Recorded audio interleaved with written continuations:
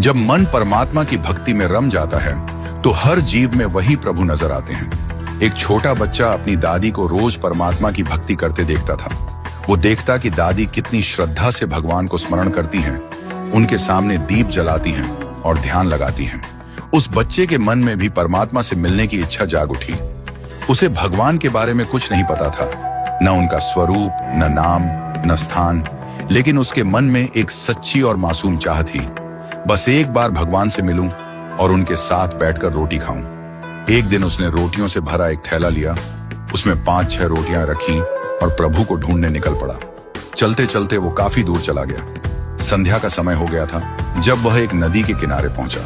वहां एक बूढ़ा व्यक्ति बैठा हुआ था जिसकी आंखों में गजब की चमक और चेहरे पर शांति थी, मानो वर्षों से उसी का इंतजार कर रहा हो। वह 7 साल का मासूम बालक जाकर बूढ़े के पास बैठ गया। उसने अपने थैले से एक रोटी निकाली और मुस्कुराते हुए बूढ़े की ओर बढ़ा दी। बूढ़े ने रोटी ले ली और खाने लगा। उस बूढ़े के झुर्रियों भरे चेहरे पर एक अलग सी प्रसन्नता उभर आई। उसकी आंखों से आंसू बह निकले, लेकिन वे आंसू किसी दुख के नहीं बल्कि आत्मिक संतोष के थे। बच्चा उसे निहारता रहा और फिर एक और रोटी बूढ़े को दी। खुद भी एक रोटी खाने लगा।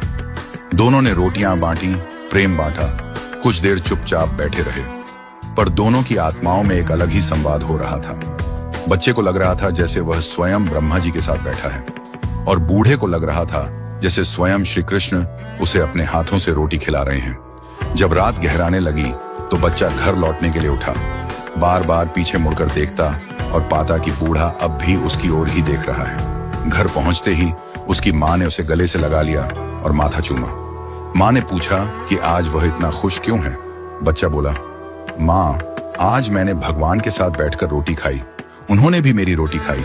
माँ, भगवान बहुत बूढ़े हो गए हैं पर बहुत अच्छे हैं।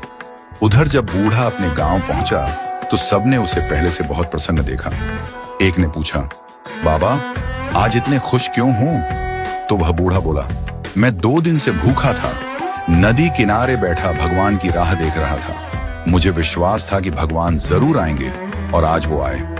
उन्होंने मेरे साथ बैठकर रोटी खाई, प्यार से मेरी ओर देखा, मुझे गले लगाया। भगवान बहुत मासूम हैं, बच्चे जैसे लगते हैं। इस कहानी का भावार्थ यही है कि जब मन सच्चे प्रेम और श्रद्धा से भरा होता है तब हमें हर जीव में भगवान के दर्शन होने लगते हैं। वो बच्चा और वह बूढ़ा दोनों ही भगवान के प्रतीक बन गए, क्योंकि दोनों ने एक दूसरे में ईश्वर को देखा।